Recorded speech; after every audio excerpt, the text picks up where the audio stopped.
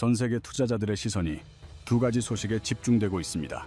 첫째는 일론 머스크가 직접 꺼낸 스페이스X 상장 이야기, 둘째는 현 시점 삼성전자의 놀라운 상승 잠재력입니다.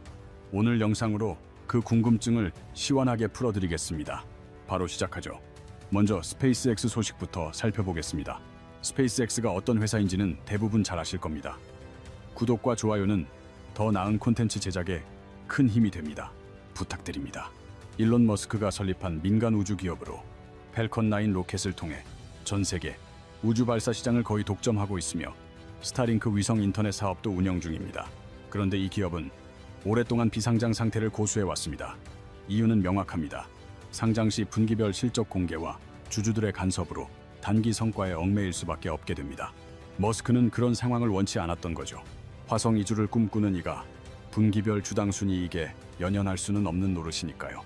하지만 기류가 변하고 있습니다. 최근 스페이스X 내부와 머스크의 발언에서 상장 관련 징후들이 나타나기 시작했습니다. 단순한 소문이 아니라 구체적인 시기까지 거론되는 중입니다. 석 달이라는 숫자가 퍼지자 전 세계 투자자들은 한마음이 되었습니다. 이게 현실이 되면 어떻게 될까? 먼저 스페이스X의 현재 가치를 짚어봐야 합니다. 최근 장외 거래 기준으로 스페이스X의 가치는 약 3,500억 달러로 평가됩니다. 한화로 약 470조 원입니다. 삼성전자 시총이 약 380조 원이니 비상장 상태에서도 이미 삼성을 뛰어넘은 겁니다. 기업 공개를 하면 보통 공모 과정에서 프리미엄이 붙기 마련입니다. 시장의 기대감이 더해지면서 기업 가치는 더욱 상승하게 됩니다. 일부 월가 분석가들은 기업 공개 시 시가총액이 5천억 달러를 넘길 수 있다고 봅니다. 약 670조 원이죠. 이 수치를 기억하고 계속 들어보세요. 스페이스X가 이토록 높은 평가를 받는 데는 명확한 이유가 있습니다.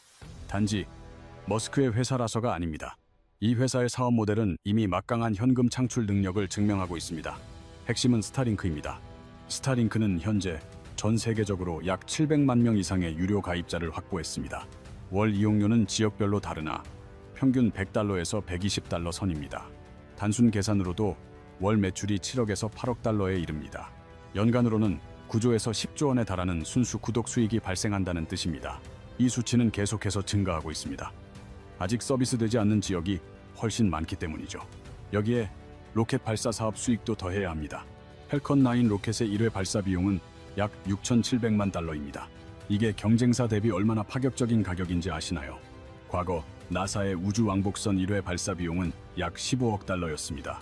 스페이스X는 그 비용을 6,700만 달러까지 낮춘 것입니다. 심지어 재사용 로켓으로 말이죠. 펠컨 9의 부스터는 최대 19번 재사용에 성공했습니다. 이는 발사할수록 원가가 계속 하락한다는 의미입니다. 경쟁사가 이 가격 경쟁력을 따라오긴 사실상 불가능합니다. 그리고 스타쉽이 있습니다. 스타쉽은 스페이스X가 개발 중인 차세대 거대 로켓입니다. 완벽한 재사용을 목표로 한 번에 최대 150톤의 화물을 지구 저궤도에 올릴 수 있습니다. 펠컨 9의 탑재량이 약 22톤이니 비교가 되지 않는 수준입니다. 스타쉽이 상용화되면 발사 비용은 더 내려가고 더 무거운 화물 운송이 가능해집니다. 스타링크 위성을 더 빠르고 많이 쏘아 올려 누구도 넘볼 수 없는 경쟁 우위를 확보하게 됩니다. 그렇다면 기업 공개가 현실화될 경우 어떤 변화가 있을지 예측해봐야 합니다. 스페이스X 상장이 공식화되면 우주항공 관련 ETF들이 가장 먼저 반응할 겁니다. ARKX나 ROKT 같은 상품들이죠. 국내에서는 타이거, 우주항공이나 코덱스, 미국 나스닥 기술주 같은 ETF들이 혜택을 볼 수 있습니다. 스페이스X가 상장하면 이들 ETF에 자동으로 편입되기 때문입니다. ETF 자금이 기계적으로 스페이스X 주식을 사들이면서 엄청난 수요가 발생하게 됩니다.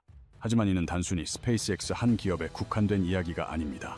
스페이스X의 상장은 민간 우주 경제 시대가 주식시장의 중심으로 들어섰음을 알리는 신호탄입니다. 그 선언과 동시에 투자자들의 관심은 우주산업 전반으로 확산될 것입니다. 블루 오리진, 이 흐름은 로켓랩이나 버진 갤럭틱은 물론 관련 부품, 통신, 보험업계로까지 번져나갑니다. 시장에서는 이를 섹터 순환매라고 일컫습니다. 이제 머스크가 던진 발언들을 하나씩 살펴보겠습니다. 최근 머스크가 직접 언급한 주요 내용들입니다. 첫째, 스타링크의 분사 문제입니다. 현금 흐름이 안정되면 상장을 검토할 수 있다는 입장을 내비쳤습니다. 즉, 스페이스X 전체가 아닌 알짜 사업인 스타링크만 따로 떼어 상장할 수 있다는 의미입니다. 이렇게 되면 스타링크는 물론 스페이스X 본체의 가치까지 동반 상승할 수 있어 중요합니다. 둘째, 머스크는 정부의 우주 계약 방식을 바꾸겠다고 공언했습니다. 정치적인 발언 같지만 투자자에게는 전혀 다른 신호로 읽힙니다. 계약 방식이 스페이스X에 유리하게 바뀔 경우 매출과 이익이 크게 뛸 수 있기 때문입니다.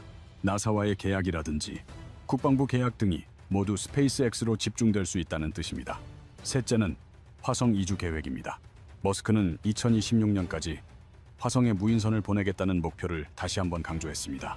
이어서 2028년에는 유인 탐사를 시작할 것이라고 공언했죠. 실현 가능성을 떠나 이런 발언 자체가 우주산업 전체에 대한 시장의 기대를 한껏 부풀립니다. 머스크는 이 점을 잘 알고 있습니다. 그는 사업가를 넘어 세계 최고의 이야기꾼 마케터이기도 합니다. 이런 발언들이 맞물리면서 시장은 스페이스X 상장을 거의 기정사실로 받아들이는 분위기입니다. 포지나 이쿼티젠 같은 장외 시장에서는 스페이스X 주식을 구하려는 사람들이 몰리고 있습니다. 찾는 이는 많은데 물량은 한정적이니 가격이 오를 수밖에 없는 구조입니다. 그럼 이제 삼성전자 이야기로 넘어가 보겠습니다. 갑자기 왜 삼성전자냐 싶으실 텐데 이 둘 사이의 연결고리를 지금부터 짚어드리겠습니다. 현재 삼성전자는 역사상 유례없는 저평가 국면에 놓여 있습니다. 과장이 아니라 데이터를 보면 오히려 부족한 표현입니다. 주가순자산 비율, 즉 PBR이 약 1.0배에 불과합니다. PBR 1.0배란 회사를 지금 당장 청산했을 때의 가치와 주가가 똑같다는 뜻입니다. 지금 삼성 주식을 산다는 것은 회사의 공장, 설비, 그리고 현금 자산을 장부 가격 그대로 사는 것과 같습니다. 역사적으로도 이렇게까지 저평가된 적은 드뭅니다. 과거 그럴 때마다 주가가 어땠는지는 차트가 증명하고 있습니다. 하락의 원인을 알아야 상승의 가능성도 보입니다. 주가 부진 이유는 크게 세 가지였습니다. 첫 번째는 고대 역폭 메모리, 즉 HBM 시장에서의 열세입니다. 인공지능 열풍으로 엔비디아 발고성능 메모리 수요가 터졌지만 삼성은 SK 하이닉스에 밀렸습니다. 특히 엔비디아의 H100, H200 GPU용 HBM3 공급전에서 SK 하이닉스가 독주하는 동안 삼성은 품질 문제에 막혔습니다. 이는 시장에 실망을 안겼고 주가 하락으로 이어졌습니다. 두 번째는 파운드리 수율 문제입니다. TSMC와 겨루며 3나노, 2나노 공정을 선보였지만 수율이 기대에 못 미친다는 평을 받았습니다. 수율이 낮다는 것은 양품 비율이 적어 원가 부담이 커진다는 것을 의미합니다. 고객사 입장에서는 TSMC를 택할 명분이 더 커지는 셈입니다. 일부 대형 뗄리스 고객이 TSMC로 이탈했다는 소식은 주가에 악재로 작용했습니다. 세 번째 문제는 메모리 반도체 업황의 하강 주기였습니다. D램과 낸드 가격은 주기가 있는데 최근 몇 년간 공급 과잉으로 인한 약세가 길게 이어졌습니다. 삼성의 주 수입원이 메모리이다 보니 가격 약세는 실적 악화로 직결될 수밖에 없습니다. 이러한 실적 부진이 주가에 그대로 녹아든 것입니다. 이 세 가지 악재가 이미 주가에 충분히 반영되었다면 이제는 반등을 이야기할 차례입니다. 만약 이 문제들이 해결될 기미가 보인다면 어떨까요? HBM부터 짚어보겠습니다. 삼성은 현재 HBM3 인증 문제 해결에 총력을 기울이고 있습니다. 내부적으로 수율과 품질이 크게 개선됐다는 소식과 함께 엔비디아와의 공급 협상도 계속되고 있습니다. 삼성 주가가 새로운 차원으로 도약할 계기가 있습니다.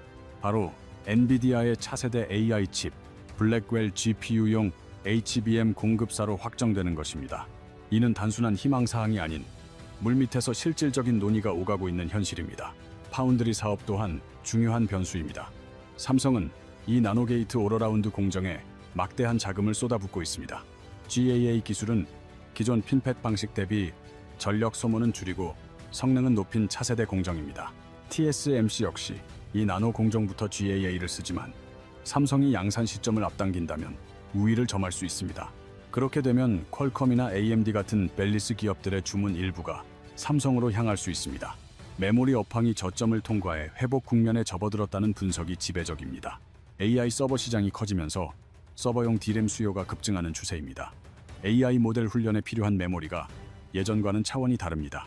GPT-4급 모델 하나를 학습시키려면 고용량 D램 칩 수천 개가 필요하며 이 규모는 계속 커지고 있습니다. 이러한 수요가 메모리 가격을 끌어올려 삼성의 실적에 긍정적인 영향을 미칩니다. 그렇다면 스페이스X와 삼성은 어떤 관계가 있을까요? 스페이스X의 스타링크 사업 확장에 막대한 양의 반도체는 필수적입니다. 위성 하나에 탑재되는 통신칩, 프로세서, 메모리의 규모는 상당합니다. 스타링크 위성은 현재 약 6,000기에서 최종 목표는 수만 기에 달합니다. 위성의 주기적인 교체와 업그레이드는 물론 스타쉽 개발에도 고사양 반도체가 대량으로 소요됩니다. 자동화된 발사 시스템부터 착륙 제어, 통신까지 이 모든 과정의 핵심은 반도체입니다. 우주용 반도체는 일반 제품보다 월등한 사양과 내구성이 필요해 가격 또한 훨씬 비쌉니다. 스페이스X가 상장으로 막대한 자금을 확보하면 투자는 더욱 과감해지고 성장세는 가팔라질 겁니다. 이러한 성장의 과실은 반도체 공급망 전반으로 확산되며 삼성전자가 그 중심에 있습니다. 더 직접적인 연관성도 찾아볼 수 있습니다. 삼성 파운드리는 스페이스X가 직접 설계하는 위성용 맞춤형 칩의 생산을 맡을 유력한 후보입니다. 결국 이 칩의 생산을 누가 담당하느냐가 관건입니다. 현재는 TSMC가 유력하지만 삼성이 기술력을 입증하면 충분히 수주가 가능합니다. 이제 삼성의 또 다른 모멘텀을 살펴보겠습니다. 자사주 매입과 배당 정책이 그것입니다. 최근 삼성은 10조 원에 달하는 자사주 매입 계획을 밝혔습니다. 자사주를 사들이면 유통 주식 수가 감소해 자연스럽게 주당 가치는 올라갑니다. 주가 하락을 막는 방어선 역할도 톡톡히 합니다. 10조 원이라는 자금은 주가 하락 시 이를 방어할 거대한 매수 주체가 시장에 버티고 있다는 의미입니다. 외국인 투자자들의 수급 또한 중요합니다. 삼성전자는 외국인 지분율이 매우 높은 대표적인 종목입니다. 이들의 매매 동향이 주가 향방을 결정짓는 핵심 변수 중 하나입니다. 최근 외국인들의 순매수 기조가 포착되고 있으며 이 추세가 이어진다면 주가 상승은 필연적입니다. 한국 증시의 밸류업 프로그램도 긍정적인 요소입니다. 이는 국내 기업의 저평가, 즉 코리아 디스카운트를 해결하려는 정부 정책입니다. 기업들의 적극적인 주주 환원을 유도하는 것이 이 정책의 핵심입니다. 이로써 삼성전자와 같은 우량주들이 재평가받을 수 있는 기반이 마련되고 있습니다. 결론적으로 스페이스X 상장은 한 기업의 증시 대비 그 이상의 의미를 가집니다. 인류의 경제활동 영역이 우주로 본격 확장되는 신호탄이라 할 수 있습니다. 이 우주 경제의 기반을 다지는 것이 바로 반도체이며 삼성은 그 공급망의 핵심이자 역사적 저평가 상태에 놓여 있습니다. 따라서 투자자는 개별 종목보다는 거시적인 관점에서 접근할 필요가 있습니다. 스페이스X 상장 시 수혜를 볼 ETF나 삼성을 비롯한 반도체 업종의 파급 효과를 따져봐야 합니다.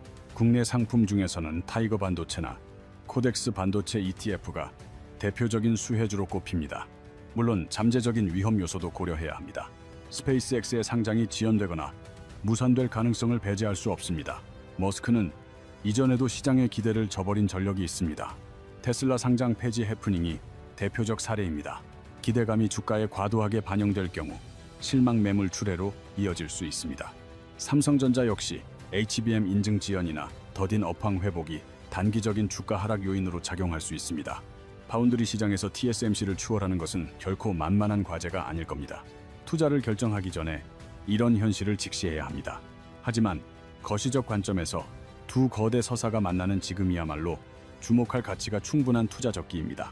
스페이스X의 상장은 우주 산업 전반의 몸값을 끌어올릴 기폭제가 될 것이며 이 과정에서 핵심 기반 기술인 반도체의 위상도 달라질 수밖에 없습니다.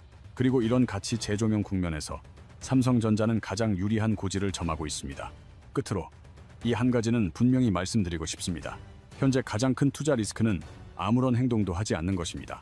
시대의 흐름을 읽지 못하면 눈앞의 기회도 그대로 흘려보내게 됩니다. 스페이스X의 기업 공개는 역사에 기록될 만한 변곡점이 될 것입니다. 삼성전자의 가치가 제자리를 찾는 날은 반드시 옵니다. 핵심은 그 시점을 누가 더 빨리 포착하고 대비하느냐에 있습니다. 이 영상을 끝까지 시청하셨다면 여러분은 이미 그 대비의 출발선에 서신 겁니다. 이번 영상이 유익했다면 구독과 좋아요로 응원 부탁드립니다. 다음 편에선 스페이스X 투자에 대한 실질적인 접근법을 더 심도 있게 다루겠습니다.